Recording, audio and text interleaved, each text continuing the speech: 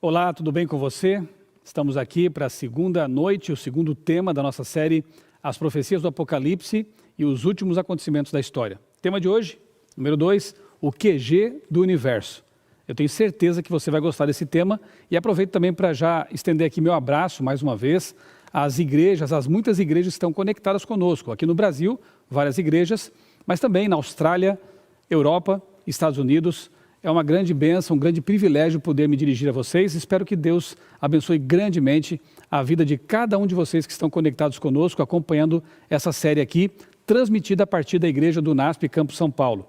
A transmissão em primeira mão, ela acontece aqui no canal do NASP, o NASP é Igreja NASP SP, mas também depois acaba sendo transmitida por esses canais e essas redes sociais dessas várias igrejas espalhadas pelo mundo.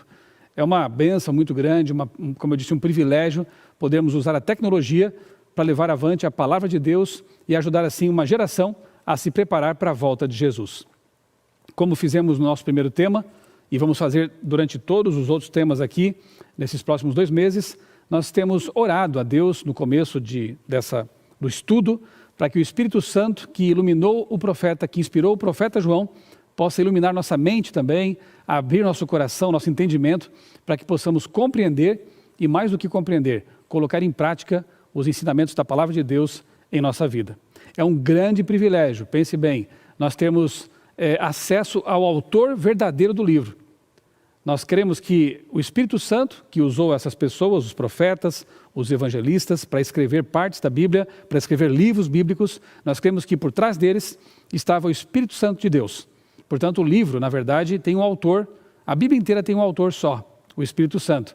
E quando nós oramos, nós temos o privilégio de contar com a ajuda do autor para entender o livro que ele inspirou. Isso é um tremendo privilégio. E neste momento, então, eu quero convidar você a fechar os olhos para nós conversarmos com esse Deus maravilhoso. Amado Deus, bondoso Pai, nosso Criador, nós te agradecemos, Senhor, porque a Tua palavra é lâmpada para os nossos pés e luz para o nosso caminho. Nós te agradecemos porque o Apocalipse diz que bem-aventurado é aquele que lê, aquele que ouve e aquele que guarda as palavras da profecia. E nós queremos, Senhor, tomar posse dessa bênção. Nós queremos ser bem-aventurados porque estamos estudando esse livro sagrado, esse livro inspirado, maravilhoso, chamado Apocalipse.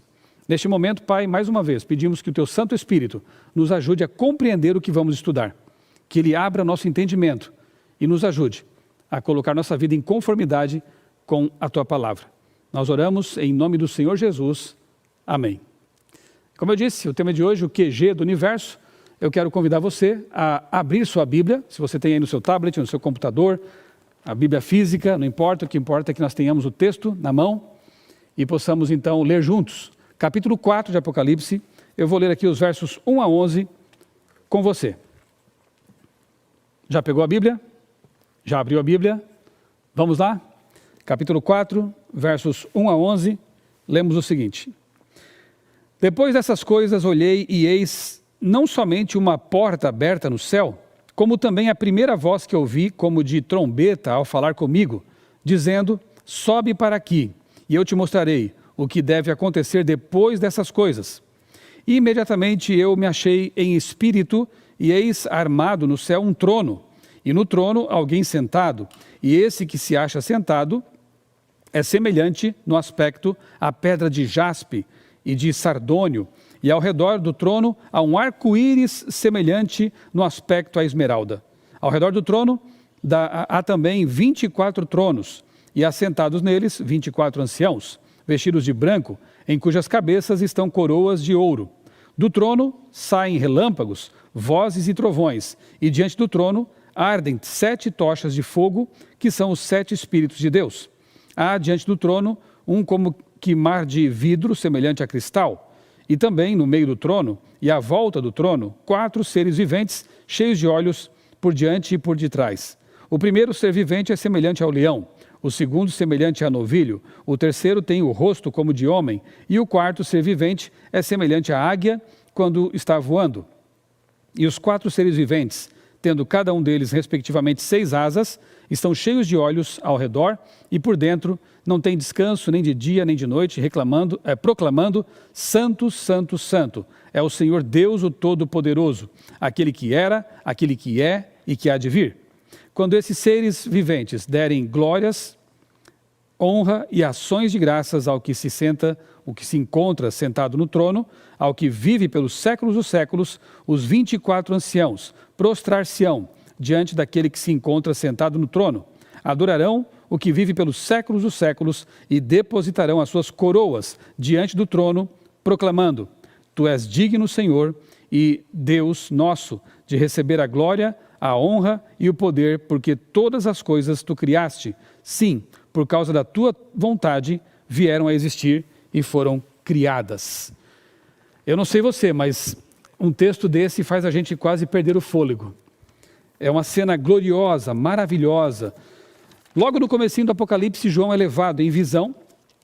Aqui quando fala em espírito, né, em pensamento, é isso que significa, né? Ele estava sendo levado em visão para a sala do trono celestial. E ali a gente vê, claro, uma concepção artística limitada, porque nenhum artista no mundo seria capaz de exprimir, como uma pintura, aquela cena gloriosa que João com certeza teve dificuldades para registrar no papel, ou no pergaminho, né? no material em que ele escreveu essa carta, esse livro. Então ali você vê o arco-íris do concerto, que nos remete a Gênesis 9, quando Deus estabelece um concerto com a humanidade, prometendo que não mais destruiria o mundo com um dilúvio. E Deus promete, Deus cumpre o que promete. Vemos ali que o pavimento era de pedra de safira, o que nos leva a Êxodo 24:10, quando Moisés tem uma visão de Deus também, e ali ele menciona a safira. E o mais bonito de tudo é ver que antes que o futuro seja revelado ao apóstolo, antes que ele tenha aquelas grandes visões que nós vamos estudar aqui nessa série, ele é levado para o trono, para a sala do trono, para que ele possa ter uma compreensão do Deus que está revelando coisas para ele. Isso é maravilhoso. Isso é para que o profeta tenha certeza de que o Deus Todo-Poderoso estava com ele e conduzindo os rumos da história. Nós vemos aqui nessa visão, nessa descrição, uma cena de louvor universal. Por quê? Ali estão representantes de todo o universo. Por exemplo, nós vemos lá os membros da divindade triuna. Ali menciona o Pai, no verso 2, menciona o Espírito Santo, no verso 5, e Jesus também está ali, obviamente. Então, esse é um capítulo que já apresenta a Trindade no Apocalipse. E essa verdade bíblica, que é bastante difícil de compreender, misteriosa, porque tentar entender a Deus é se envolver numa aventura realmente infinita, é algo que temos que fazer com as sandálias tiradas dos pés, com reverência, com temor. Mas a Bíblia, embora não revele todos os aspectos, porque seria impossível compreendermos totalmente a Deus, e Deuteronômio 29 diz que as coisas encobertas pertencem a Deus e as reveladas a nós, nós entendemos então que essa verdade, essa doutrina, ela não é totalmente explicada, mas é revelada, e nós aceitamos pela fé. Na criação do mundo, estava lá o Pai, estava lá o Espírito, pairava sobre as águas, estava lá Jesus também. Quando o ser humano vai ser criado, é dito: façamos o homem à nossa imagem. Por que o plural? Anjos não criam, mas havia então ali uma divindade plural, e nós cremos que era Pai, Filho e Espírito Santo. Por isso nós criaremos o homem à nossa imagem. Depois na fórmula batismal em Mateus, nós encontramos ali: ide, portanto, e batizai em nome do Pai, do Filho e do Espírito Santo. Esse é um texto genuinamente inspirado. A própria autora inspirada Ellen White diz que essas palavras foram ditas pelos lábios de Cristo, portanto, inspiradas. E ali vemos então a igualdade desses membros da divindade, em nome do Pai, do Filho e do Espírito Santo. Essa verdade da Trindade aparece em toda a palavra de Deus, toda a Escritura. O fato de que Jesus é Deus é muito claro. João capítulo 1, por exemplo, João 8:58, e outros textos mais no Apocalipse, ele é o Alfa e o Ômega, é o primeiro e o último. Em Ezequiel 9, ele é o Pai da eternidade. O Espírito Santo é apresentado na Bíblia também como um ser pessoal, ele chora, ele se alegra, ele envia, ele toma decisões. Ele é apresentado como Deus também, em vários textos. Ele é o Criador, ele é o intercessor também. Enfim, a Bíblia apresenta essa verdade básica de que o nosso Deus é triuno. Não são três deuses, são três pessoas que compõem a família chamada Yahvé. O nosso Deus Yahvé é um Deus plural. E aqui nessa cena, nós encontramos essas três pessoas ali presentes. Encontramos também os 24 anciãos, redimidos, vitoriosos. São dois grupos, né, de 12. 12 tribos de Israel e 12 apóstolos, o que representa aí, o que nos faz pensar aí em representantes do Antigo Testamento e também do Novo Testamento. 24 divisões dos sacerdotes, primeiro Crônicas 24, pode ser uma menção também a isso, né? São como sacerdotes. E também, talvez sejam os ressuscitados que com Jesus voltaram ali, Mateus 27, 50 a 53, Efésios 4, 8, são aquelas pessoas santos, né, que diz ali que as tumbas se abriram e eles então ascendem com Jesus para o céu. É uma possibilidade, mas o que sabemos, segundo a Bíblia, é que há no céu 24 pessoas que estão lá como primícias, como uma garantia, assim como Moisés, Enoque e Elias também estão. Assim como aquele grupo de pessoas pequeno está ali, nós temos a certeza de que um dia todos nós que aceitamos Jesus também estaremos lá. Há um outro grupo ali, né? São 4 seres viventes que simbolicamente, né, são apresentados como animais, com características de animais, mas que na verdade quando você vai a Ezequiel 1, 5 a 14 e Isaías 6, 2 e 3, você percebe que são anjos exaltados, são querubins ali perto de Deus, o trono de Deus. E as hostes celestiais, olha que interessante, os anjos se unem ao louvor de todas as criaturas, Apocalipse 5, 11 a 13. Nós cremos que ali estão os seres que foram criados também como seres humanos, mas não caídos. Nós cremos que há outros mundos, e temos base bíblica para isso, mundos nos quais há pessoas que não caíram em pecado. Quando Jesus contou aquela parábola das 99 ovelhas e de uma que se extraviou, é interessante notar ali as entrelinhas, né? Ele deixa 99 delas num local seguro, no aprisco, e vai em busca daquela que se extraviou, daquela que se perdeu. Aqui neste mundo não há lugar seguro para ovelhas. Este mundo é um mundo de pecado, é um mundo perigoso, é um mundo que vem sofrendo degeneração desde que a queda de Adão e Eva aconteceu aqui. Portanto, esse local seguro só pode ser o universo que não foi alcançado pelo pecado. Jesus veio buscar a ovelha desgarrada e em breve, nós cremos assim, nós seremos restabelecidos a essa família cósmica, a essa família celestial, que no Apocalipse é chamada de hostes celestiais. Veja que interessante esse texto. Jó, capítulo 1, versos 6 e 7 e depois 2, verso 1. Diz assim: num dia em que os filhos de Deus vieram apresentar-se perante o Senhor, veio também Satanás entre eles. Então perguntou o Senhor a Satanás: de onde vens? Satanás respondeu ao Senhor e disse: de rodear a terra e passear por ela. Veja, o lugar de reunião não era a terra, porque Satanás tinha vindo de lá. E os seres humanos não têm acesso ao céu. Então, anjos estão sempre perto de Deus. Aqueles seres vieram de outro lugar. Quem eram eles? Os filhos de Deus, mencionados aí no verso 6. Veja, 1 Coríntios capítulo 4, verso 9 diz que os seguidores de Cristo se tornaram espetáculo ao universo, tanto a anjos como a homens. Que homens, que seres humanos seriam esses do universo? E Efésios 3,15 diz que toda a família, tanto no céu como sobre a terra, toma o nome do Pai. Então nós temos evidência bíblica para entender que o universo é vastíssimo e que há seres criados noutros mundos que estão com certeza ansiosamente aguardando a redenção da humanidade para que possa haver mais uma vez e para sempre uma única família cósmica, uma única família universal. Nesse momento aqui, nessa cena do Apocalipse, nós vemos então a totalidade dos seres adorando o Senhor. Anjos, humanos da terra que já estão ali na glória, como primícias, seres não caídos, querubins, estão ali todos adorando o Criador, o nosso Deus maravilhoso. Lá em Ezequiel capítulo 1, versos 1 a 28, não vamos ler aqui o texto por falta de tempo, né? Mas há uma visão parecida com essa de João no Apocalipse. Ali o profeta Ezequiel contempla o trono de Deus, ele vê sob o trono rodas misteriosas ali, engrenagens, né? Ele vê fogo e resplendor, ele se prostra, porque o único sentimento que um ser humano pode ter diante de tamanha glória é realmente o reconhecimento de que Deus é grande. Mas essa visão aqui de Deus não foi apenas para mostrar ao profeta quão grande ele é, Deus, tinha um objetivo muito bonito. Veja só, versos 25 a 28, uma tremenda descrição do Deus indescritível. Ezequiel 1 apresenta uma visão necessária para mostrar aos judeus que o Todo-Poderoso ainda estava com eles, conduzindo os rumos, as rodas intrincadas da história. Verso 26, acima de tudo, Deus está no trono de Safira, ele reina sobre o universo. E 28, o trono de Deus é cercado pelo arco-íris do concerto, remete ao concerto, às promessas de fidelidade de Deus. Veja, os judeus naquele tempo estavam sendo levados cativos para uma nação pagã, uma nação ímpia. Eles estavam com incertezas, não achavam mais que o futuro lhes reservava alguma esperança.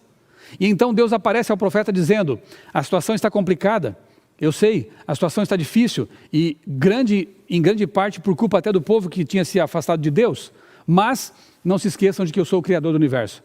Eu estou sentado no trono, eu conduzo as coisas. No Apocalipse não é diferente. Quando João vê Deus sentado no grande trono do universo, João estava ali preso numa ilha rochosa, lembra? Estava em Pátimos. Os cristãos estavam sendo perseguidos. A situação também era muito complicada, muito desanimadora. E então Deus aparece para João e diz, eu estou no trono, não se preocupe, eu estou conduzindo as coisas, eu sou o Senhor do universo. E eu me lembro, quando penso nisso, de Mateus 28, 20, que diz, estarei convosco todos os dias, até a consumação do século. A promessa de Deus é essa. Então não se esqueça, mesmo quando as coisas parecerem sem rumo, sem sentido, sem esperança, não se esqueça de que Deus está no trono. Ele conduz as coisas.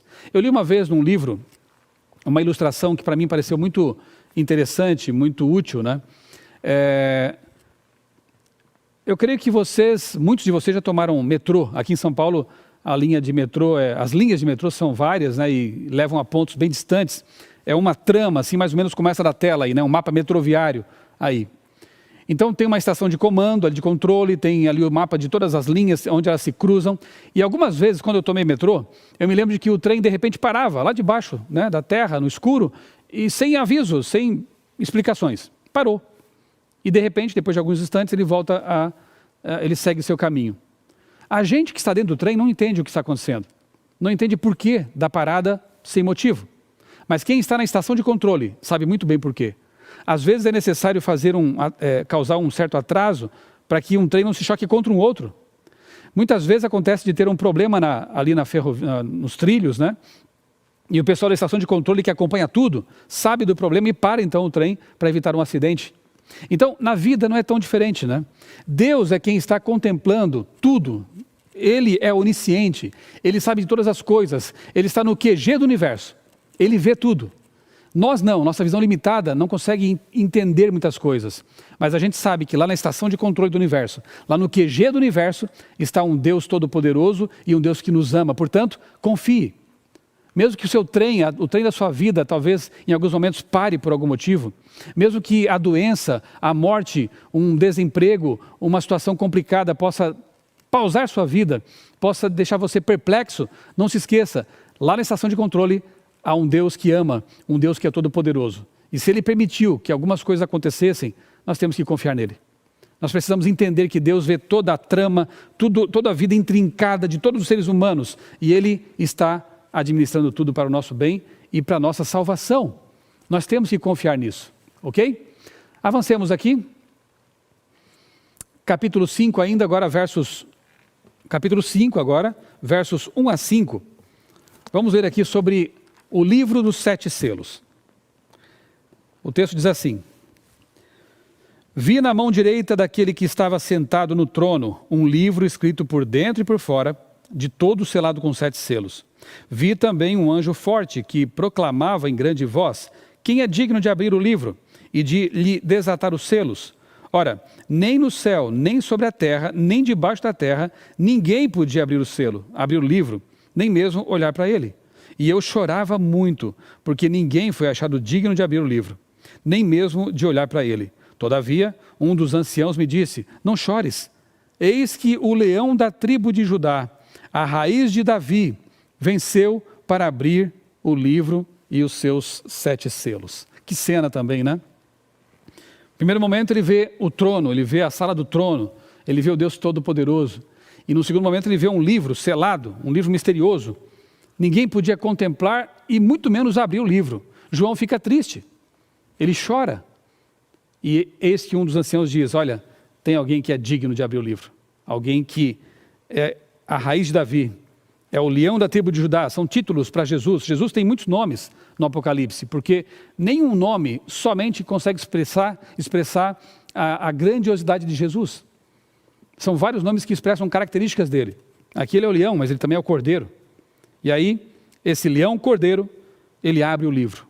Veja, Ranko Stefanovic, um dos grandes especialistas no Apocalipse, no livro Apocalipse de João, página 43, um livro da CPB, ele diz, o livro selado funciona como uma referência simbólica ao plano divino da salvação.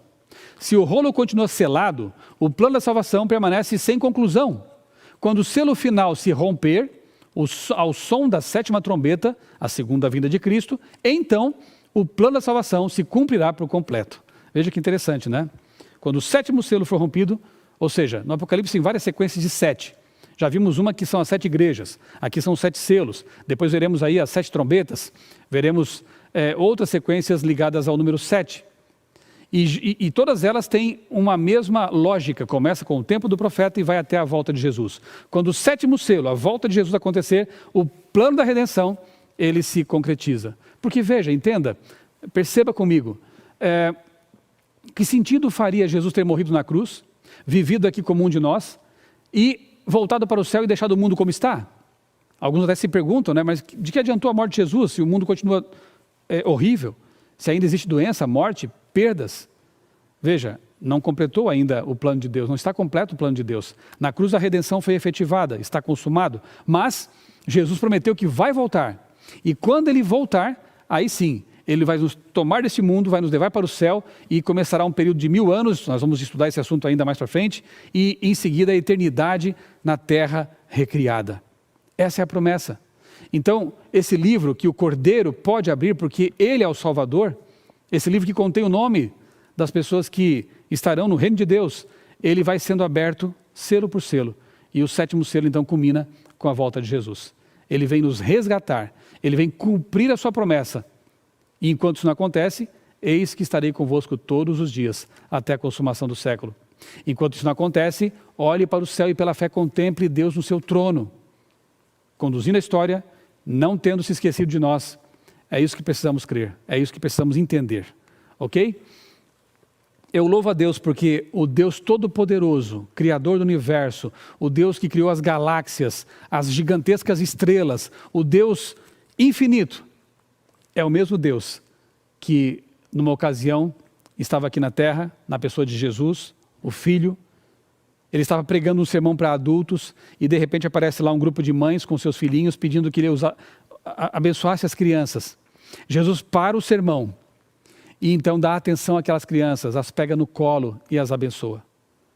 Como não amar um Deus assim? Ele é o Deus do trono, mas também é o Deus das crianças. Esse mesmo Deus Todo-Poderoso, certa vez, fez com que o seu trajeto encontrasse no sol a pino uma mulher pecadora, com a vida totalmente torta, uma mulher de uma nação que era desprezada pelos judeus, uma samaritana. Ele fez questão de ir por aquele caminho, ainda que seus discípulos não entendessem muito bem porquê, atravessando uma terra que para eles era amaldiçoada. E ali, no sol a pino, aquela mulher buscando água no poço, porque tinha vergonha de encontrar pessoas que pudessem olhar para ela com desprezo, com condenação. Jesus puxa assunto com ela. Jesus pede água para a mulher e a surpreende e a desarma, e então conversa com ela e apresenta a salvação para aquela mulher. Esse é o Deus do trono, um Deus que busca um pecador desprezado e o salva. Esse mesmo Deus encontra uma mulher que foi pega em adultério, uma situação armada, uma cilada, e então ele diz àquela mulher: eu não te condeno, vá e não peques mais. O Deus Criador do Universo se encontra com uma mulher prostituta, e naquele momento ele a resgata, ele a salva. Para Deus não importa se o auditório tinha 1000 pessoas ou uma pessoa, ele deu atenção igual para todos. Esse é o nosso Deus. Como é bom saber disso. Então, não tenha medo. Deus está no trono do universo, Jesus morreu para nos salvar, por isso ele é digno de abrir os selos do livro. Ele está, e nosso futuro está garantido por causa disso. Agora podemos continuar falando sobre bestas, dragões, pragas e outras coisas. Então nós não poderíamos avançar nesse estudo aqui do Apocalipse, sem antes compreender o Deus que revelou essas coisas. João também não podia continuar tendo suas visões tremendas, e nós vamos estudar isso ao longo dessa série. João não podia avançar nessas revelações sem que antes entendesse que Deus está no trono, Ele conduz as coisas, e portanto, mais uma vez eu digo, o Apocalipse é um grande spoiler. Pragas virão, bestas virão, mas no fim da história, a vitória é garantida, porque o Cordeiro de Deus morreu para nos salvar, porque o Cordeiro de Deus, que é Deus pleno, é o nosso Salvador, é o nosso Senhor. Como é bom saber disso, né?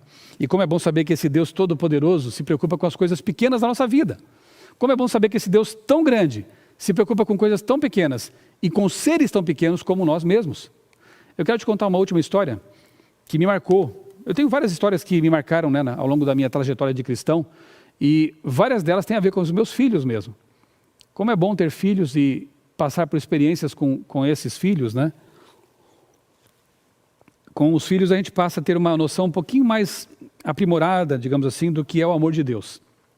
Certa vez, minha família estava na praia, lá com meus pais, lá no sul de Santa Catarina, e a minha filha mais velha, que na época devia ter 5 ou 6 anos, ela havia ganhado umas sandálias de silicone com umas florzinhas. Eu não encontrei uma foto igual, eu coloquei essa aí para ilustrar apenas. Mas era uma sandália bonita, assim, com umas flores, bem feminina, bem bonitinha. E aí, ela toda feliz com aquela sandália, com aqueles chinelos, andando para lá e para cá na praia, e quando ela se aproximou da água, eu estava já tomando banho de mar, eu falei: filha, deixa a sandália aí na areia, um pouco longe, não entre com ela na água, porque você pode perder suas sandálias. Mas ela não entendeu muito bem, eu não quis dar muita atenção, estava tão empolgada com as sandálias, que ela entrou no mar com calçada, né, com as sandálias. Não deu outra, ela acabou perdendo uma das sandálias, e eu lá de longe vi a minha filha chorando. E eu já entendi na hora o que tinha acontecido. E eu pensei assim lá dentro d'água: Senhor Deus, eu sei que vai ser praticamente impossível encontrar aquela sandália. A água estava um pouco turva, não estava cristalina, o mar estava agitado, e eu sabia que a tarefa ia ser bem complicada. Eu pedi a Deus assim: Senhor, eu quero dar à minha filha uma evidência de que Tu nos amas, de que Tu cuidas de nós, de que Tu te preocupas com as coisas pequenas da nossa vida. Por favor, me ajuda a encontrar aquela sandália para minha filha.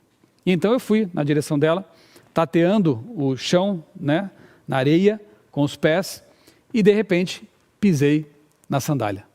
Me abaixei, peguei, fui até minha filha, dei um abraço nela e disse: filha, papai orou por isso. Papai pediu a Deus que ele pudesse encontrar a sua sandália para mostrar para você que Deus nos ama e se preocupa com as nossas coisas pequeninas. Ela ficou muito feliz de ter de volta a sandália, aprendeu a lição naturalmente, e eu, mais uma vez, tive uma evidência de que Deus cuida, de que Deus Ele está preocupado com você e comigo também. É um exemplo muito pequeno, eu sei disso, há outros muitos exemplos e coisas muito mais grandiosas com certeza, mas entenda que o Deus que está no trono do universo é Jesus. Ele te ama, Ele se preocupa com as coisas da sua vida, e mais do que tudo isso, é o Deus que abre o livro e o Deus que quer salvar você. Vamos orar? Amado Deus, bondoso Pai, nós te louvamos porque no Apocalipse encontramos uma revelação tão especial da Tua grandiosidade, mas também lemos ali que Tu és o Cordeiro, portanto, na pessoa do Filho, Jesus Cristo, Tu vieste à terra e morreste por nós. Mostraste o Teu amor e o Teu interesse pela humanidade. Obrigado, Pai, porque Tu estás no trono do universo conduzindo toda a história e a nossa vida também, quando nós entregamos a vida a Ti. Obrigado, Pai, porque Tu és um Deus maravilhoso. Nós Te louvamos, nós Te bendizemos e nós Te somos gratos porque Tu nos convidas a uma nova vida do Teu lado. Abençoa, Pai, todos esses amigos e amigas que estão acompanhando esta série, para que possam também compreender o Teu amor, o Teu poder e entregar a vida a Ti, Senhor. Eu Te peço, agradecido, em nome de Jesus. Amém. Boa noite para você, um grande abraço. Nos vemos na próxima semana com o tema 3 da série As Profecias do Apocalipse e os últimos acontecimentos da história. Que Deus abençoe a sua vida e também a sua família.